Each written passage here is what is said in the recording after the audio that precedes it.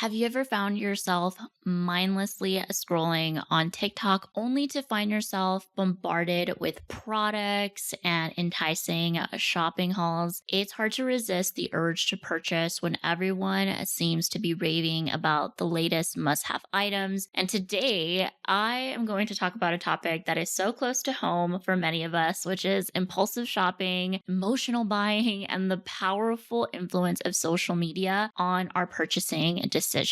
I have joining me today the amazing spending coach, Paige Pritchard. She's here to share her expertise on how to break free from the grip of impulsive shopping and regain control over your finances. Are you ready? Let's get started. Okay, hello everybody, and welcome back to the podcast. I am so thrilled to have Paige here today. Paige, I have been following you on TikTok. Really, TikTok really did said for you.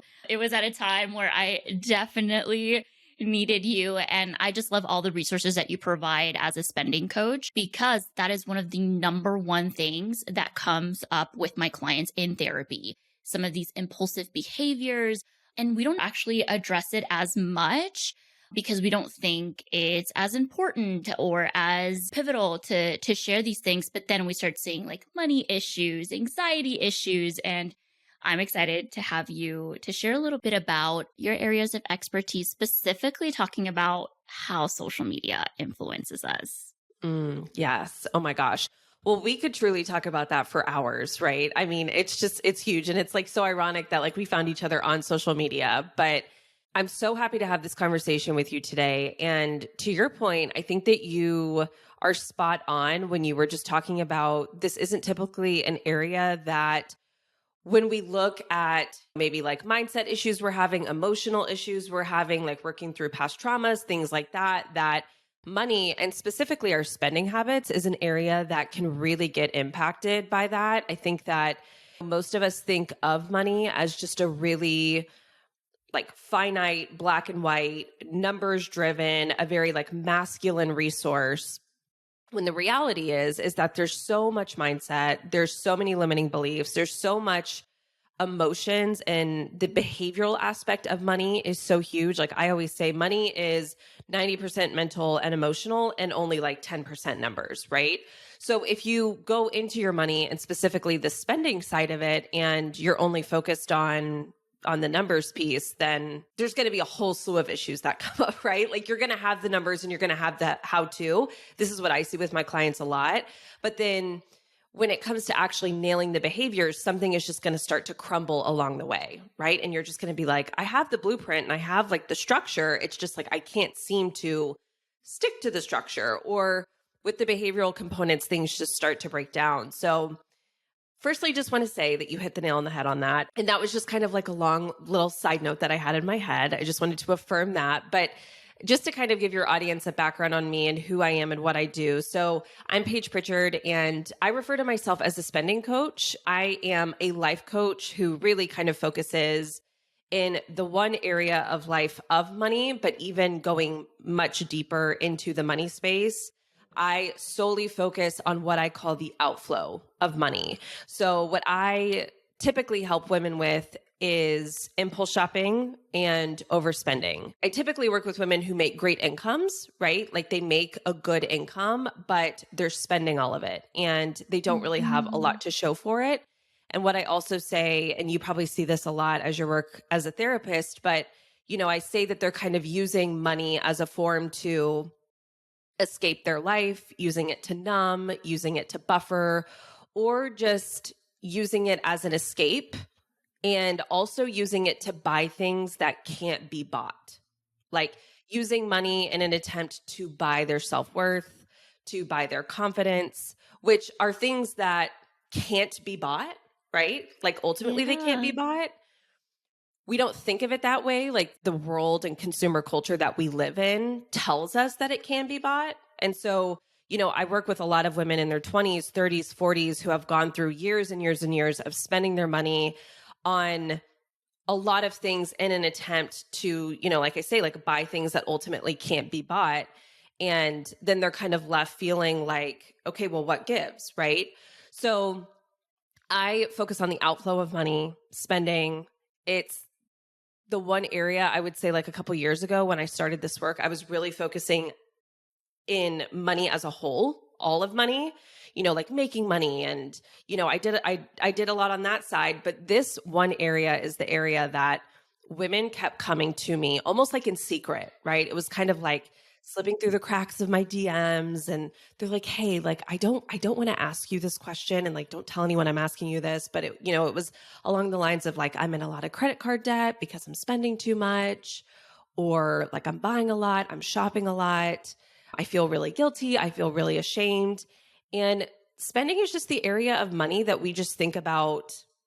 You just do it, right? We're like, you just spend it. But one of my big messages is that spending is a skill. It's actually something that we can get better at. Like, I'm like, it's just like riding a bike, right? Like, it's just like, it's something that you have to learn how to do and do it well. It's not just like, well, we're just going to spend the money. It's like, there's a good way to do it. And I like, I don't want to say there's a good way and a bad way to do it, but I'm like, you can learn how to become a good and a better spender. So that's what I help women do. Like you said, there is a way that's going to support your own personal goals, right? So like not necessarily labeling as bad behavior, but maybe behavior that really isn't serving your own personal finance goals, and you not seeing that this could be a side where you can improve and implement new strategies to make sure that you are making progress. I love that you said that spending is a skill. Like learning how to spend is a skill, because growing up, the mentality for me was if you have it, spend it.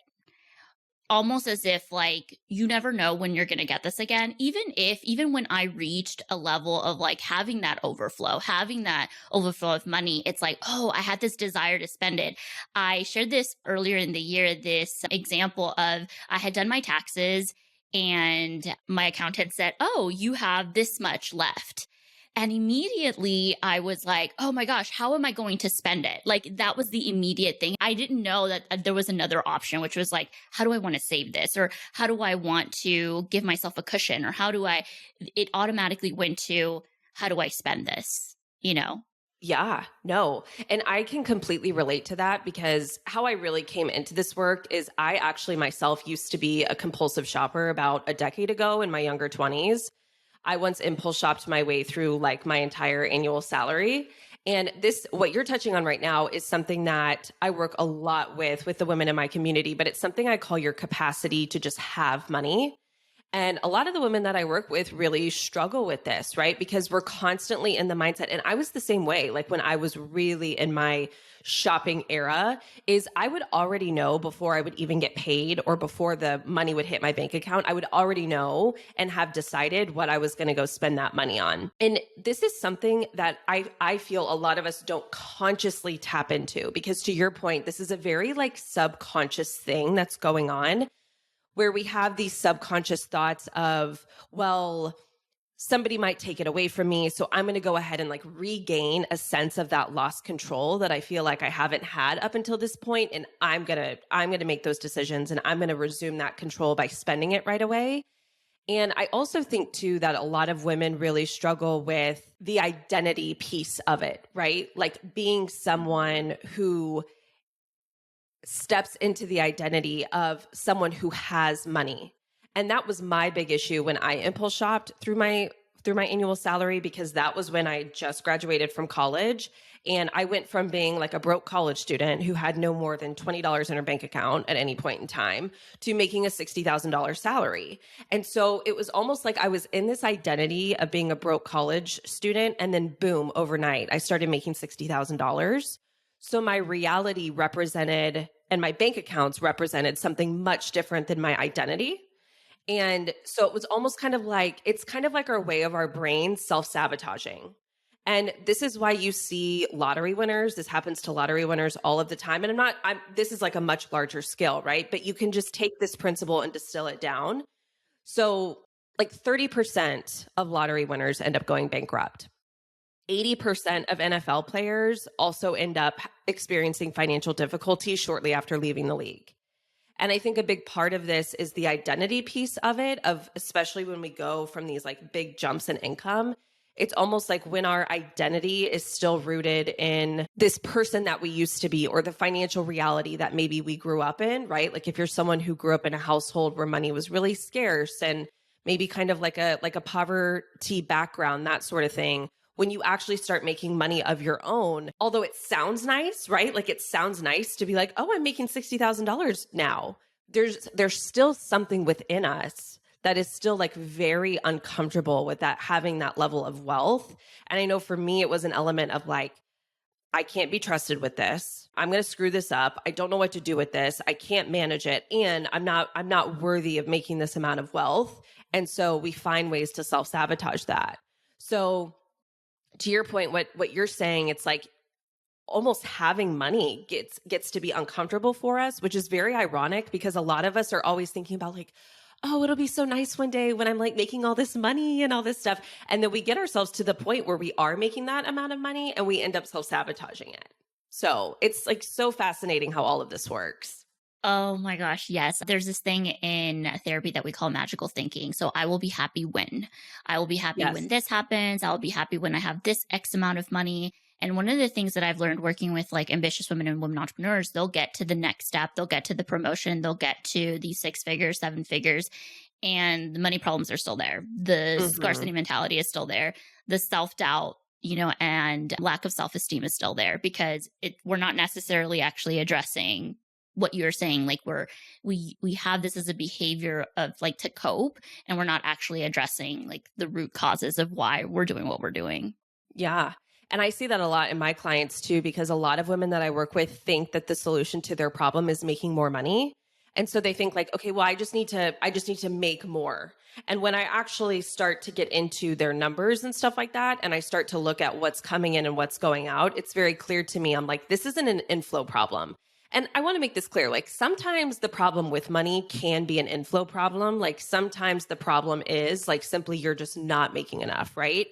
But oftentimes it's not an inflow problem, it's an outflow problem. And when we have an outflow problem, our brain automatically wants to go to, okay, the solution to this problem is just having more inflow come in instead of actually changing the behaviors that's causing the outflow problem in the first place.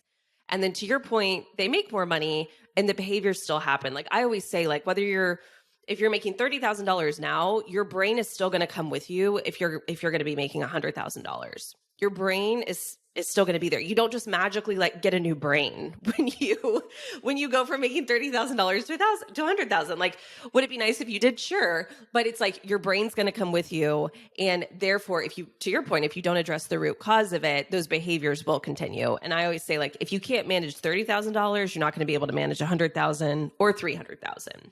Yeah, exactly. What do you think are some telltale signs of someone who does have shopping habits that are not supporting them, or what we were just talking about, having this overflow but still having this mentality, I need to spend it all? Hmm. Yeah.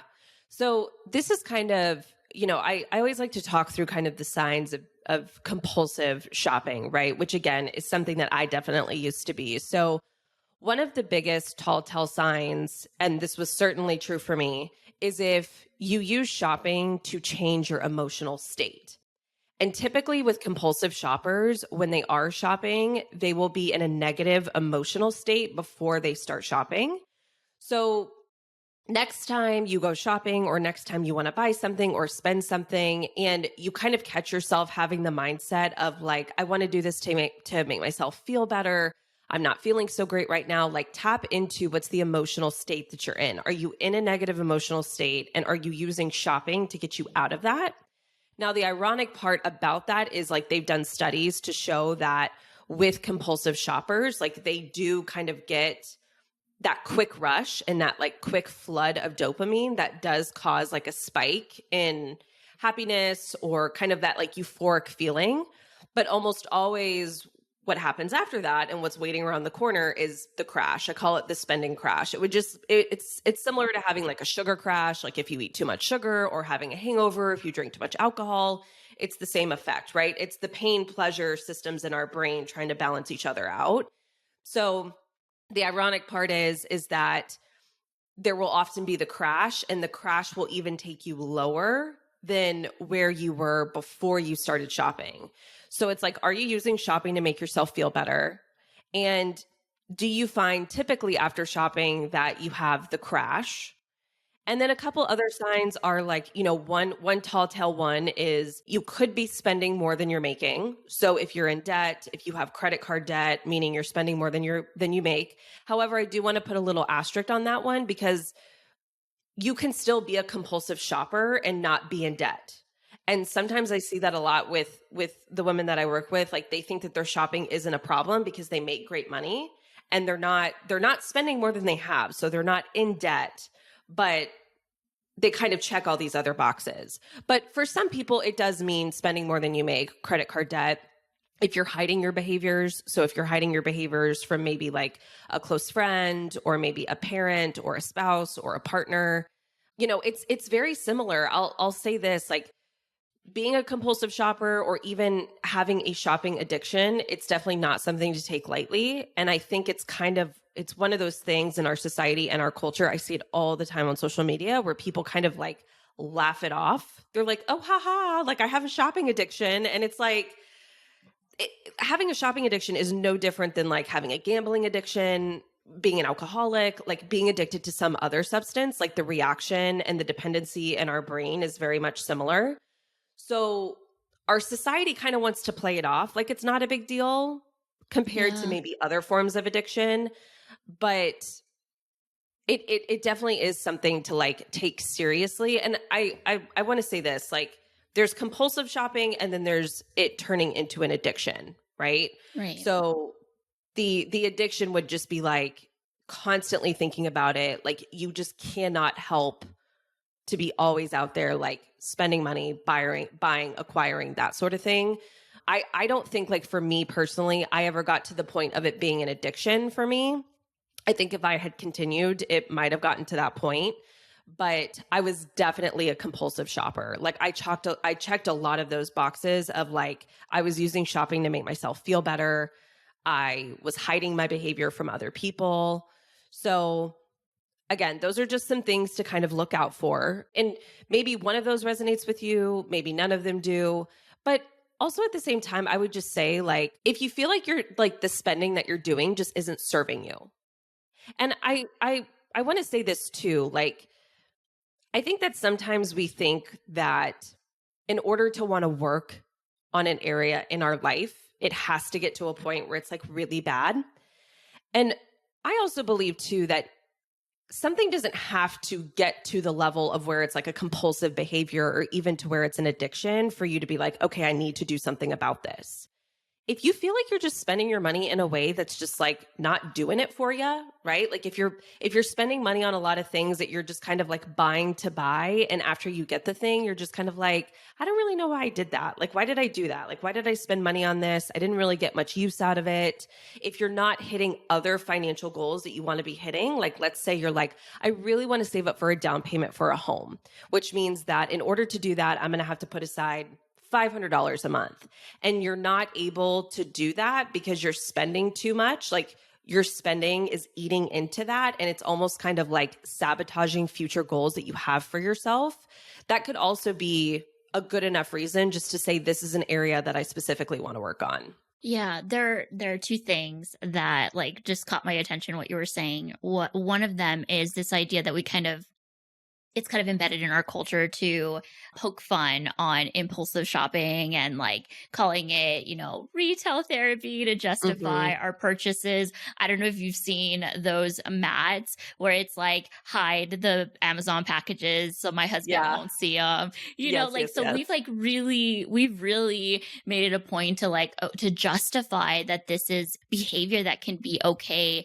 And I think too, another point that you made was the fact that because we're not in debt, because we don't have this like extreme negative outcome, that we don't think we're the problem, right? Yes. Instead, you said that we end up having internal behaviors that were like the feelings of shame and guilt and then hiding things, right? That results in that the external behavior, but it doesn't necessarily, I think for a lot of people, they have a hard time noticing it because it's like you said, there's no external issue to someone looking inside.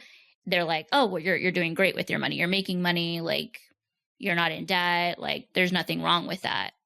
Yeah, a common example I often use for this, because I would say that one of the most common questions that I get from people on social media or wherever is, if I'm impulse shopping, but I'm still spending within my means, is that still bad? And I actually did a TikTok video on this, and it was funny. People kind of had like adverse reactions to this. This is just my personal opinion though. Like, my answer to that question is still yes, right? Like, it's still a problem. And this is the analogy that I always use, right? It's kind of the equivalent of somebody who has a really, really fast metabolism, but who eats a lot of junk food and sugar and just stuff that's like terrible for them. But they don't gain any weight because they have a fast metabolism. And they're like, oh, well, the fact that I'm just filling up my body with junk food and sugar and maybe like alcohol, it's fine because I'm not gaining any weight. Like, the number on the scale isn't changing. Although there's all these, to your point, you made an excellent like correlation to this. It's like all the internal stuff. They have no energy. They're sleeping awful. They can't focus. Like, they're not being as productive because they're not fueling their body with what it needs to be fueled with to be at optimal levels. And it's kind of the same thing with our spending, again, because a lot of women are like, well, I'm not in debt, right? And I think it's just like, when we don't have the obvious consequence that maybe other people are suffering, we're like, it's not a problem, right? Like, well, if this person ate what I ate, they would gain weight. I'm not gaining weight, so it's not a problem for me. Oh, I make a lot of money. I make, maybe I make more money than the average person, and I'm not going into debt, so it's not a problem.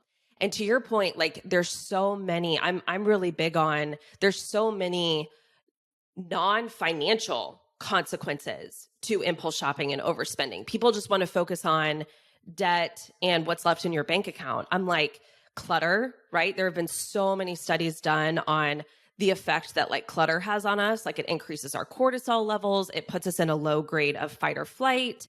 So when you shop a lot, you have a lot of like clutter. It, to your point, it really, really takes a hit to your self-confidence, right? Like, constantly, time after time after time, when you're constantly telling yourself, okay, I'm going to stick to this budget. I'm going to go in, I'm only going to stick to my list. And you're constantly breaking that word to yourself. Like, I call it being out of integrity with yourself.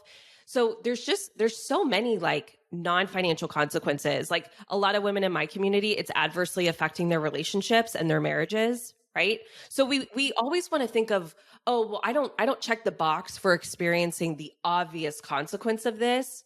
Meanwhile, there's like all this other stuff that's going wrong. And just because we don't have the one obvious benefit, we're like, it's fine, it's not a problem. When really it is. It's causing a lot of adverse effects in other areas of our life. Yeah. And I think like the biggest, at least for my clients, when I've seen them, like their biggest struggle when it comes to changing behavior is like, well, I got myself in this mess. So, right, like this self deprecating negative thoughts and feeling like, well, it's my fault, feeling the guilt and the shame. So that kind of stops them from taking action, changing things. Do you think that there's some steps where they can start if they are feeling like they're listening to this and they're like, oh yeah, this is me. I may not have these negative consequences, or I am in the point where I am seeing some outward negative, the obvious consequences, but I just don't even know where to start helping myself feel better in different ways than shopping. Yeah. So I think, to your point, there's kind of like two parts to this. So the first is, and I just want to say, like, this runs so deep with money, the spending shame, because again, and especially with women, as women, we already come into a world where we're told, compared to our male counterparts, that we're not going to be as good with money as our male counterpoints. Right? We're fed that messaging like our entire lives. And we're also, again, this is very like subliminal, but there's also this message out there that the spending that women do is frivolous and it's wasteful. And then the spending that men do, it's like, it's an investment. You know what I mean? Like, it's thought out and it's an investment and all this sort of stuff. Like, so we're already up against just all of this like subconscious programming that we've all been fed our entire lives. And so I just want to tell those of you who are experiencing what I call spending shame, I want you to know that, like, first of all, it's totally normal. And oftentimes it's a result of all of these things that we're fed, right? One of my favorite analogies, this is just like a good place to start, because I think sometimes with shame, with it being so deep, it can seem like this really like huge, like deep thing. An analogy that I always like to give is whenever you're thinking about past choices or past decisions that you've made with money that maybe you feel shame or guilt over, I always say, think of those past choices of money kind of like how you would think about an outfit that you wore 10 years ago, or maybe in 15 years ago, right? So if we were all to like go onto Facebook or whatever, find a picture of ourselves from 15 years ago, I guarantee you that almost every single one of us, like the first thing we would do is we would focus on like what we're wearing in that photo. And we would be like, oh my gosh, like that outfit, you know what I mean? We'd be like, Right. like I know for me, it used to be like the big like bauble necklaces and stuff like Yeah, that, like why right? were we all dressed in business casual? Yeah, I If you're a know. millennial. Exactly. Exactly. And so whenever that happens, and like, this has happened to me too, like when you see an old photo of yourself and you're like, oh my gosh, like look at what I was wearing. And you kind of have this like moment where you're like, oh my gosh. But at the end of the day, you kind of chuckle about it, right? Like you're not Mhm. super serious about it. You kind of chuckle about it. You're like, oh, haha, like that's so funny that I thought I looked like so amazing at the time, right? Like I really thought I was styling. And I want you to think about your past choices with money in that way, because it's like when we look at ourselves in the past, we don't, like in that example, we're not like, oh my gosh, you're so stupid. I can't believe like you wore that. Like that was such a terrible decision. Like we don't like berate ourselves for those choices that we made in the past, mostly because we can remember back to that time and we can remember like how in that moment we really, really thought that we were making a good choice and a good decision. Even if today we would make a completely different choice and a completely different decision with the knowledge and the experience and the background that we have right now. So I always say, like, is it possible for you to have compassion for your past self? And I'm really big on, and I find that we do this a lot, is we're constantly judging the past version of ourselves with knowledge that we have today, but we didn't have back then. Absolutely. Like, I should have known better. I should have done this. I should have, and it's like, how? How? You didn't even know any of that information. Right. Exactly. And so, I'm really big on like don't ever beat your past self up for a decision that she made with the information that she had at the time, because really at the end of the day, like that's all of us are trying to do. All of us are just trying to do like the best that we can with the information that we have like at this point in time, right? And that's how life is. Like you're going to go and evolve and mature, and you're going to learn new things and have new life experiences that are going to teach you new things that are going to inform future decisions that you're going to make that you don't even have in today's world. So my thing is like, can we find compassion for that past version of us? And even if the past version of you, the justification was, like I did a lot of impulse shopping and I put a lot of stuff on credit cards. Even if that past version of you was just doing that because she was trying to self-soothe and she was trying to make herself feel better. And in that moment, she really thought and she really believed that that was going to solve the problem, that that was going to be the solution. Even though now we might have more knowledge and information to say like, okay, well, I know now that it doesn't work. But it's viewing your past self just how you would view your past self in that example, right? It's kind of like, can we have love for that version of myself that really thought in that moment she was making a good decision, and just getting disciplined about, I'm not going to choose to like beat myself up and berate myself for information and knowledge and experiences that I just simply didn't have back then. There's nothing good that comes out of that. Yeah, it doesn't help. I always tell clients, I mean, whenever they're like, why am I doing what I'm doing? I do tell them, like, is the why going to help you do the what next? Like, is it going to help you do the what next? Like, why did I, and what I'm saying in the context of like, why, shame, like, why did I do that? Like, why couldn't I done better than, like, is that why going to help you instead of like, okay, what can I do better? What did I learn from that? Right. Exactly. Yeah. And I know, like with debt, right? Like debt tends to be a big area of money that we experience a lot of guilt and shame over, right? And I'm really big on, listen, like me and my husband went through, we paid off about $98,000 worth of debt, like student loans and credit card debt. And, it was like, I remember during that time, this was like years and years and years ago before I came into any of this work and before I knew any of this, right? And I was really hard on myself during that time. And I really thought that the answer and the solution was to like torture myself through the debt payoff process.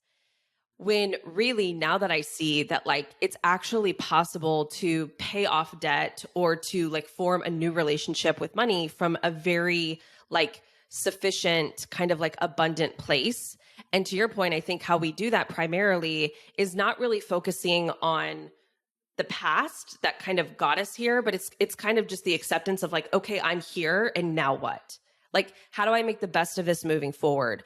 What is this debt going to teach me? What is it going to open up to me? And how am I going to become a better version of myself through the process of paying off this debt? Because to me, I'm like, you're going to have to pay it off one way or the other. So you can either, I know I use a lot of like food analogies, but there's so many there's so many like closeness, right? Because I'm like, it's the equivalent of hating your body skinny. Can you do it? Sure, if you want to, but it's like how you're going to feel on the journey is how you're going to feel when you arrive, right? So it's kind of like That's a if good you're one. yeah, and like if you're going to have to pay off this debt, let's actually make it something that's going to help you, serve you, turn you into a better version of yourself versus just like doing what I did, which felt awful and terrible of just like hiding in the guilt and the shame the whole time. And then thinking that once it's paid off, you're just going to like, again, you're just going to get a new brain. Like the universe is going to be like, congratulations, you're debt free. Here's a new brain. And you're just magically going to be like, oh, I just feel so much better now. It does not work that way. I hear you. I think we think that we need to criticize ourselves to positive change. And that, I mean, that can help. Like, I mean, you said yourself, like, it did help you change some behaviors, but it's not like you got a new brain. Like, you had to work through that self criticism in order for that behavior to be long term, right? Like, again, if we hate ourselves to skinny, by that time, like, how will we ever learn to give ourselves compassion, right? Because that was the first, like, step that you said, give yourself compassion, see yourself in a compassionate way so that you are able to move forward and make positive changes when it comes to your spending habits. Yeah. Yeah, absolutely. So, and I'll say this, it's definitely easier said than done, right? Like I get it. I've been there, but it's just compassion and self-love. It's like it's a muscle, right? Like the way that we think about ourselves and our inner dialogue is a habit, right? Like that is a habit that we form. And just how if you want to change any other habit, if you're like, I want to start waking up at, 6 a.m. every day, or I want to start going on a walk every day, or like any other habit that you would want to form, having love for yourself, compassion for yourself, and being kind to yourself is also a habit that you are going to have to practice. Because many of us, our brains get familiar and those neural pathways of like the negative self-talk become very strong. And I think a lot of us think like, oh, okay, well, now that I know this work and now that I have this knowledge, it's going to be like a switch in my mind that I just am able to just flip on. And it's like, no, it's going to take some time, but just be kind and patient and give yourself grace and just know that it's a journey. And it definitely takes time, but that's okay. Cause I'm like, the time's going to go by anyways. So if the time's going to go by, like, do you want the time going by, like, still feeling the way that you're feeling and feeling awful and indulging in the self-loathing and the toxic negative thoughts, like, or do we want to work to change it? Right. Even if it does take time. I agree. I think not only are we kind of working against our, internal dialogue, but there's also all of this like external feedback we have, like scrolling on TikTok and getting that hit of dopamine. Especially, like with the pandemic, I think that really did isolate us a lot. And to feel connected, things like getting the Stanley Cup, or, or getting the walking pad or, all of these things that went viral on social media, like it almost felt like I need to get that in order to feel connected to people.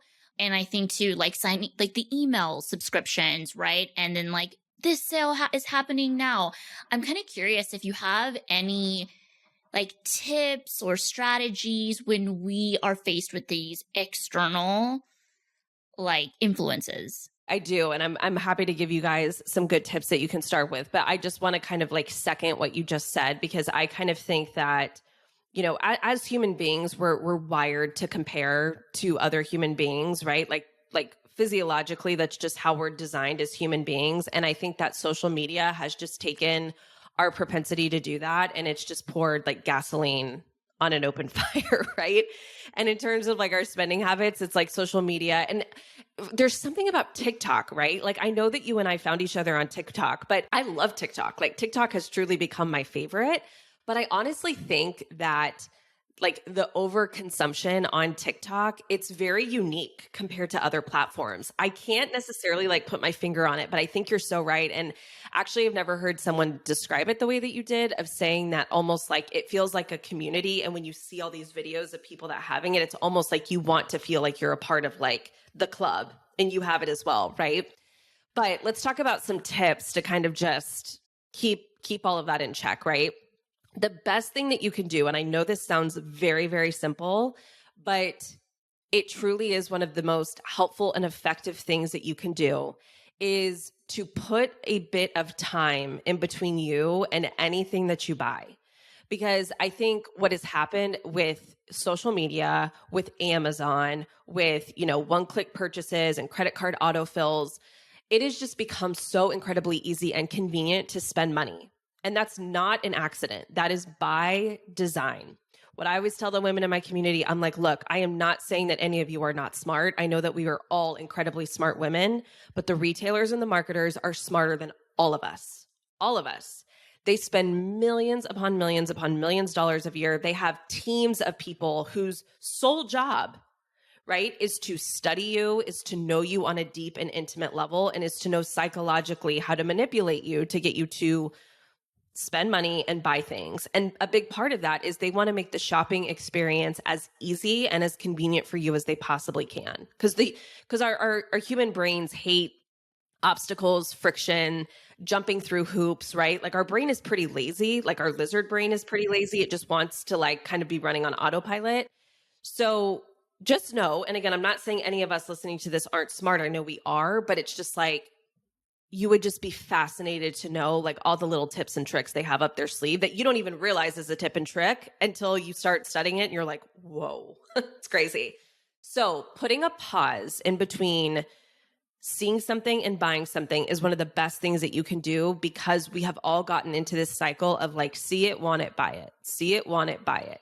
It's just become this like reinforced habit loop. And so if you can practice, see it, want it, pause. Right. And one of my favorite tools to have is, I call it a things I want to buy list.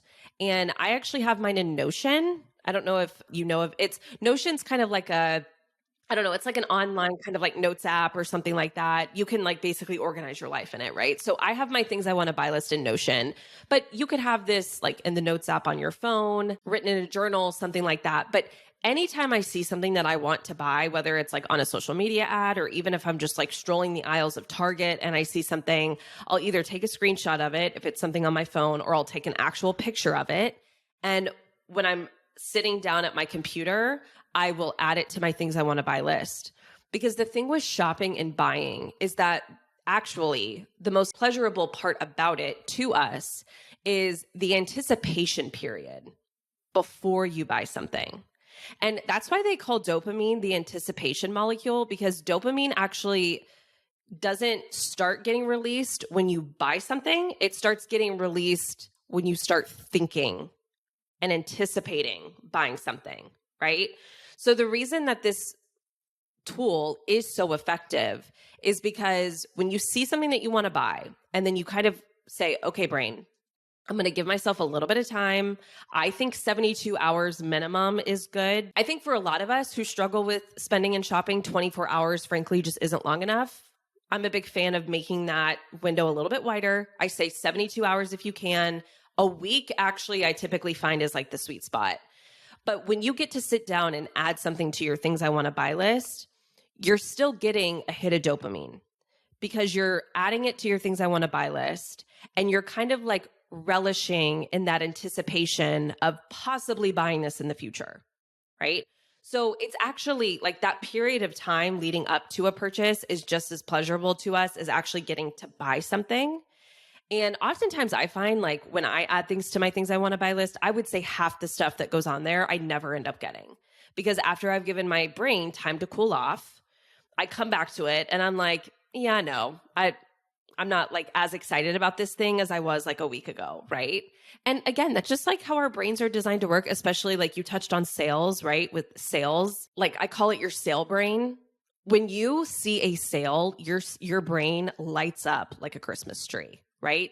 There's so many things happening in your brain when you see a sale, like you get a hit of dopamine, you get that rush.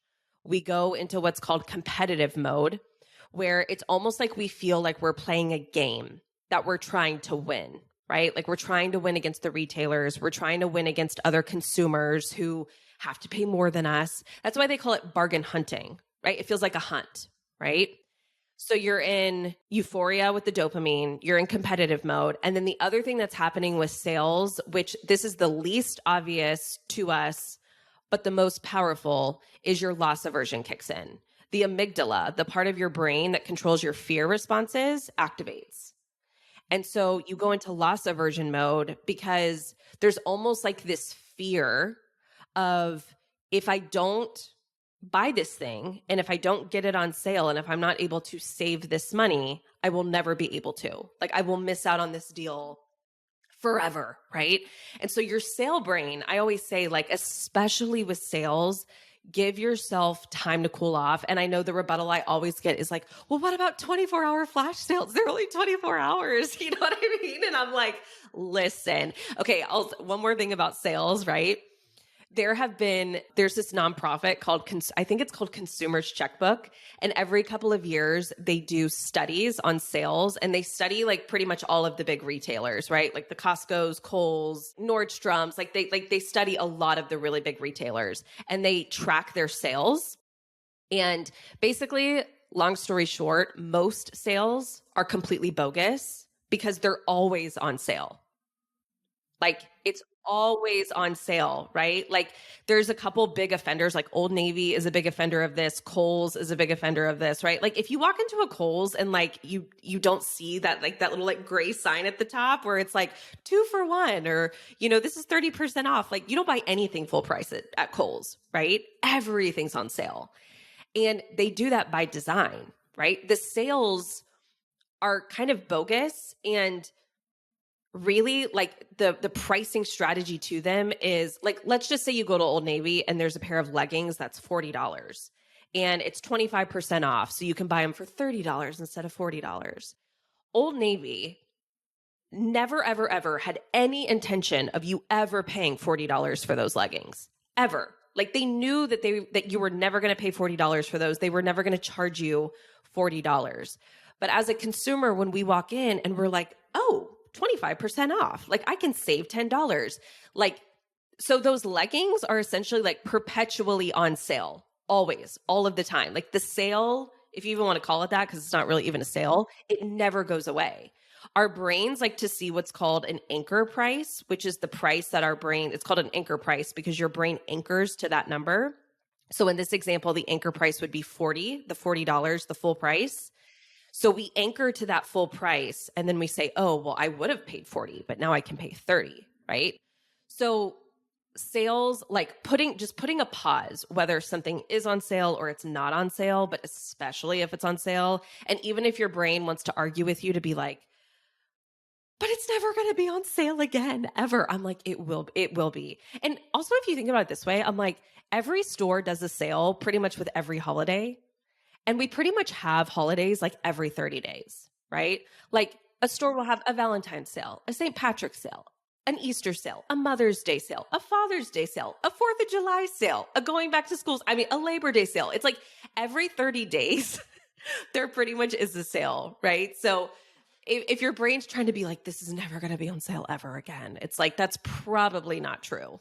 Absolutely. And honestly, like I think for me, cause I've had that thought too, like, oh my gosh, what if I miss out on that item?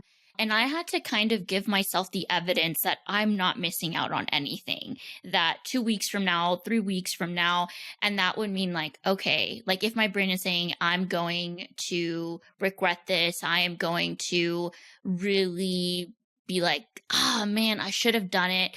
That's okay. It's a temporary uncomfortable feeling. Let me see the evidence 3 weeks from now if this item is still on sale or this item is still at the price that I initially wanted to buy it.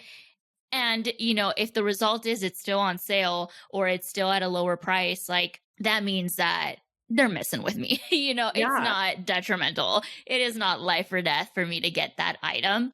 Something too that I've done to kind of pause, especially on TikTok, because I love watching like organization, ASMR type videos and hauls. Mm, yeah. And one of the things that could trigger like, "Ooh, I should buy something," right? What I've done is I'll save it, but I've never go to my save folder. I Yeah. never do it. And when I hmm do, it is so overwhelming to scroll down and look at every single video that I almost don't even do it. So what I end up doing is at the end of the month, I will just delete all the videos because Mm. it's just the act of like, ooh, that anticipation. Like I could get it at some Yes, point, like exactly. giving myself that space. I've also used, I don't know if you're familiar with this. It's called Leave Me Alone. It's a Chrome extension.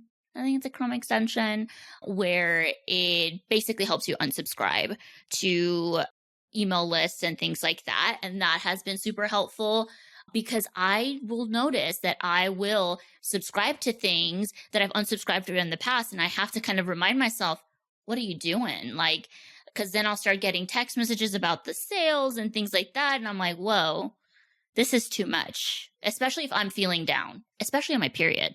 My whole strategy is like, look, if this is like really a behavior that you're trying to change, I think that initially out of the gate, there's a lot of kind of like things that you can do to limit your exposure to triggers. And so, yeah, to your point, the one that I've used recently is it's called unenroll me, right? So either like leave me alone or unenroll me, right? Those both are very helpful because you can clean out your inbox.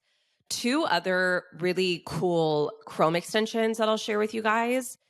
One is called Pause, and these are both free. One's called Pause, and I'll send these to you, Monica, so you can put them in your show notes, like maybe just link to their websites or something. And then the other is called, I believe it's called Icebox, but they're Chrome extensions that you use on your desktop. And so you can whenever they're turned on, what Pause will do is anytime you go to a website that you're trying to shop less on, it kind of pulls up this like window and it has this like ticker timing down for like 30 seconds to like a minute. And it basically tells you like, let's take a pause, right? Like let's take a pause before we go shop.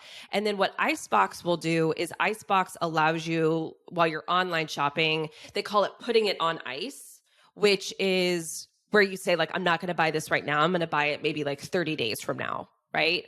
And so in what Icebox does is it will actually replace the buy now button with a little button that says, put it on ice.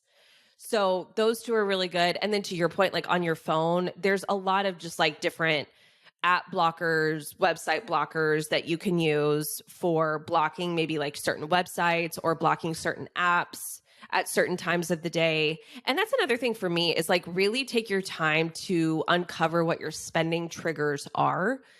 Kind of thinking about when do I shop? Like, is there a certain time of day that I typically do a lot of shopping? Is it on, like for me, it was on my lunch break. I would leave and I would go up to the mall on my lunch break. So I was always shopping on my lunch break. Or maybe for you, it's at night after you've had a hard day and you just kind of want to like curl up in bed with your laptop or your phone and like do some online shopping. How are you shopping? Are you shopping on your phone? Are you shopping on your computer? Are you shopping in person? What are you buying? Is there a category of things that you're tending to do a lot of overspending on? But when you can uncover what your spending triggers are, the next step that you can take is use that information to put some boundaries around your consumption habits. So for me, I noticed a couple of years ago that I was doing a lot of shopping on my phone, mostly because of social media, right? The rise of social media. And whenever I would have like some wine at night, I noticed that I tended to do more shopping. So now I've put boundaries in place with my own personal consumption habits where I don't shop on my phone. Like if I want to buy something, I either have to buy it in person or I have to sit down at my desktop computer and go to the website and buy it. Now, I do have a couple of exceptions for that. Like I'm not talking about like going on Amazon and like buying more coffee pods. Like I'm not saying that, but it's kind of like, you guys know like the purchases I'm talking about, right? Like when I tell myself I'm not going to buy anything on my phone, then that takes away a lot of buying stuff on social media, making, like stuff like that. And I also put a boundary in place that I don't buy anything once I've had some wine or any alcohol for that matter. So once I've had a glass of wine or once I've had like a margarita, I put my phone away and I'm like, okay, like we are not going to do any We're not doing shopping. this. Yeah. After. So it's like, it's uncovering, it's like taking some time to really think about what are the patterns that I'm seeing with my shopping? Are there certain times Yeah. of day? Are there certain things going on? Like maybe people, are there certain people that I tend to do a lot of shopping with, right? Kind of noticing what those habits and those triggers are, and then maybe thinking to yourself, okay, what are maybe some boundaries that I can start to put in place to limit my triggers in the beginning as I'm trying to change this behavior. I love that. Those are some amazing journal prompts, by the way. Like being able to understand like your spending triggers. Cause as you were talking, I like remembered this situation where I usually always park at the specific parking lot at the mall. And every time it would make me go past Aritzia, what is it, Abercrombie, Starbucks, Chick-fil-A, like all of these things. And I noticed because I parked there, I'm literally going, like seeing my favorite places. So let's just say I was going to the mall for, I don't know, I was going to pick up an order at American Eagle.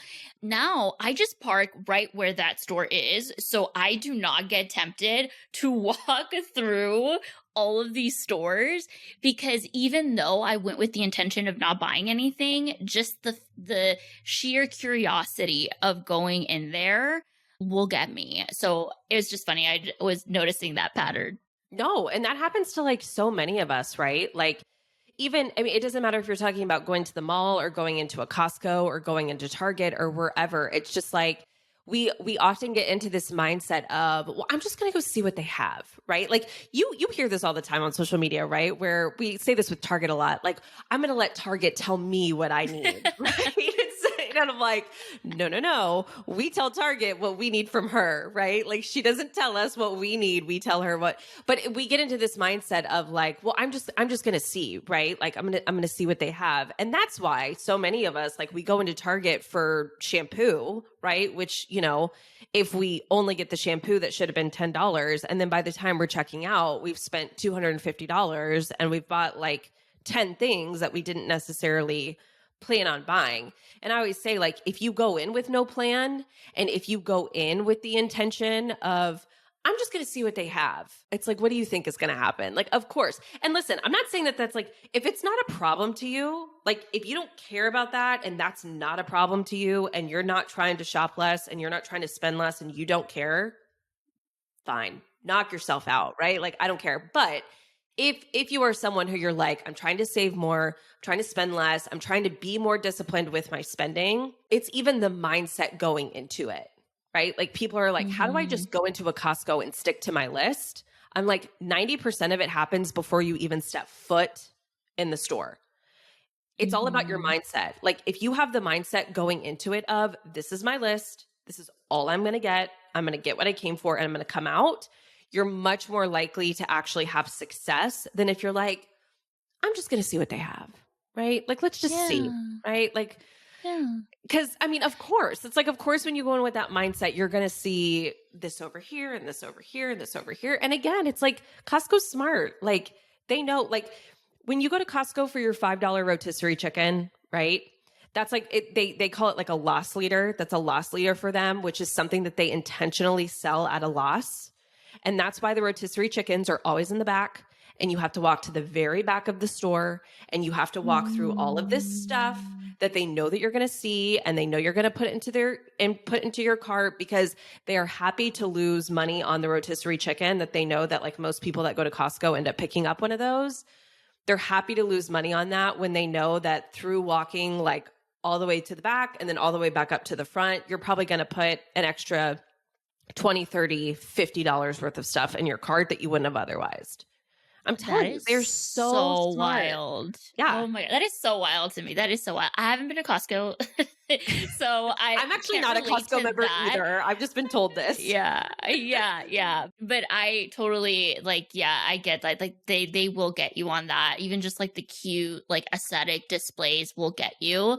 But yeah, what you were saying is like when you set the intention, like I'm just gonna see, that's exactly what you're going to do. Like you're priming your brain to do something, right? But instead of you affirm yourself, this is all that I'm gonna get. Sometimes when I know I'm like, ooh, I'm going to Target and I'm not in a good mindset, I will ask my husband, Adam, do you want to come with me? Because I want to get it. I want to get out of there faster. And he'll come with me and we'll just do our grocery shopping together. And again, that's like a little buffer for me Oh, it's accountability. It's brilliant. yeah, exactly too. But yeah, because Target will definitely get you. And sometimes I'll just go to the intention, like I am going to walk because I want to get more steps in. So I'm going to walk to Target, but I'm not going to buy anything. The purpose of my Target trip is to walk. Yeah. Is to walk, is to get the steps in. And that's so I have like a different goal. And so that helps buffer the like, what is it, like the enticing things that it offers, you know? Yeah, exactly. Exactly. So, and I think too, it's like practicing, this is like just practicing discipline because I think a lot of us, like a big part about spending and discipline with our spending is a lot of us are again programmed, especially as women, are programmed to think about it like it's just something ingrained in our identity and it's just who we are as a person.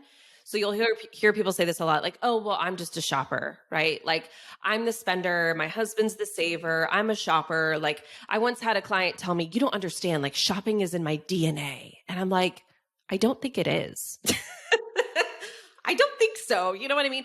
But it's like, that's how we're programmed to think about and to talk about shopping and also discipline, right? Discipline, we talk about discipline like it's a personality trait. Like, hi, I'm Paige. I'm 5'5". I have blue eyes, blonde hair, and I'm disciplined.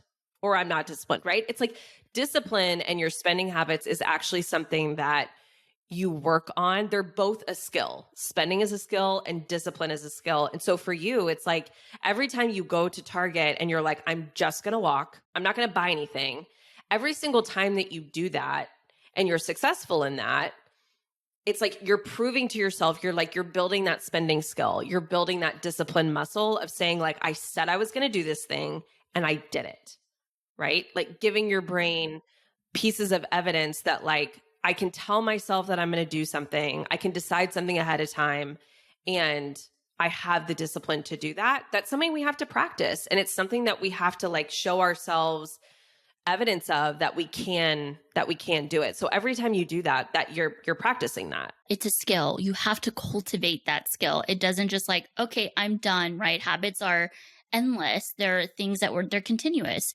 There's this quote from James Clear and he says like every action you take is a vote for the person you want to become. And that's what I always remind myself, like, is this action like, is it going towards the vote of the person that I want to become? Or is it going to a past version of myself that I don't necessarily want to cultivate, you know? So good. And that has helped me. I love that book. Atomic Habits is great. And if you're looking for a good like book on habits, Atomic Habits is good, right? So yeah, it's just like, it's a skill. It's going to take time. And especially like, I call it your spending self concept, right? It's how you think about yourself in terms of money, wealth, and spending money. And many women, especially those who are struggling with their spending habits, when we really start diving into it, comes out that they have a spending self concept that's not serving them. Because I'm sure like you know this and can affirm this, our brains are always working to confirm our beliefs because that's just how our brain is wired to work. Our brain craves certainty and it craves being right about things. And so your brain is constantly going to be working to confirm what it believes to be true. So when your brain believes, I'm a shopper, I'm a spender, I always blow it, I can't be trusted with money, I always spend every penny that I make, it's kind of like, well, what do you think is going to happen then? Your brain is going to live into that and is going to make it true, which the tricky part about that is like that happens. And then when you do that, you're giving your brain more evidence to support the belief. And then your brain's like, see, here's all this evidence that confirms my belief. And then the belief just becomes even more deeper rooted in us. And so, I always kind of break my work down into kind of like two areas. We have like the quick fixes, which is a lot of things we talked about today, the things I want to buy list, placing barriers in place to kind of like limit your triggers. And all of those things are great. And they're a fantastic place to start. But also like there's so much mindset work and psychology and like emotional work that has to happen with your spending habits that a lot of us don't even realize is there. Like we don't even realize that like our mindset plays such a huge piece into it, or like our emotions play such a huge piece into it. So there's like the quick fixes, and then there's like the deeper work that ultimately has to be done. And it can be done with a therapist. I can help you with that.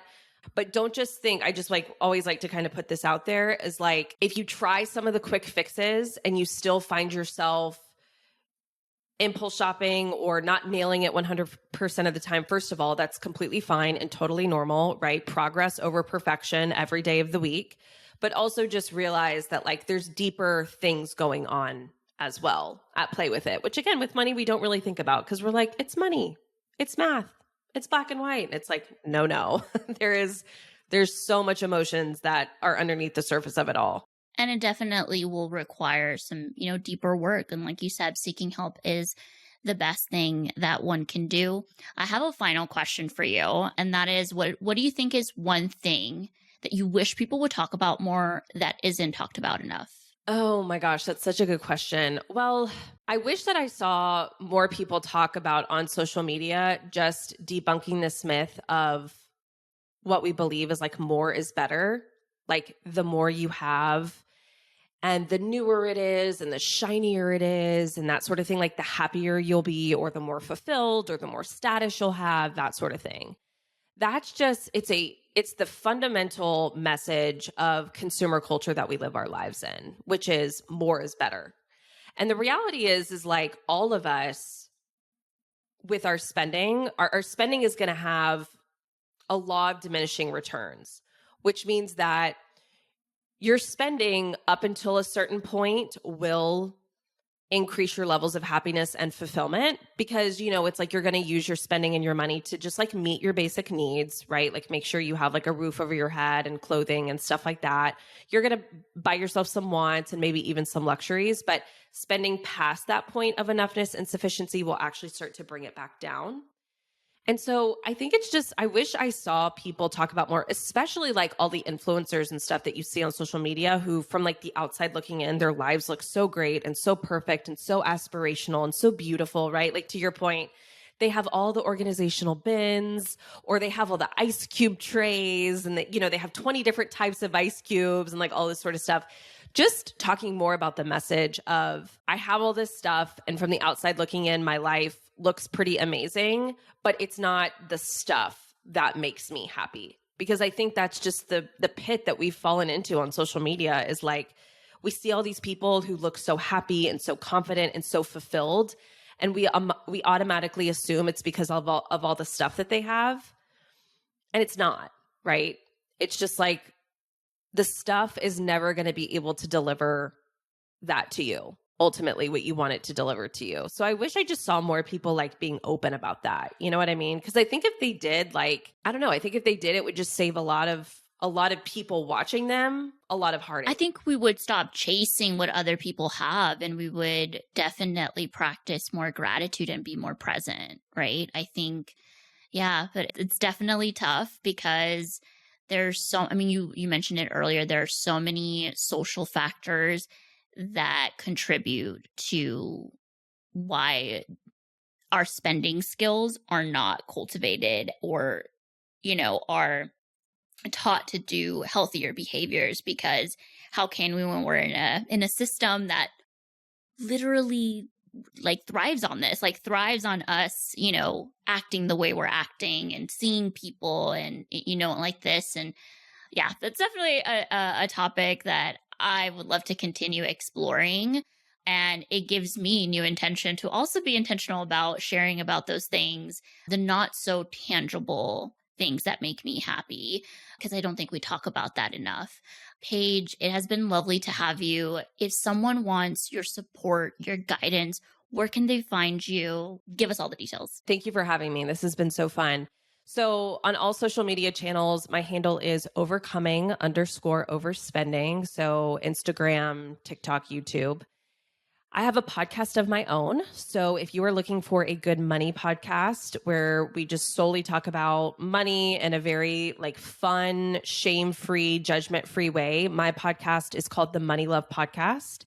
And then, like I said, I also have a group coaching program that's called Overcoming Overspending. So if this conversation like resonated with you today and you're like, yes, this is definitely an area that I need help with, you can join my group coaching program. It's a membership, so you pay monthly for it, but I kind of say it's kind of like a gym membership, but for your money.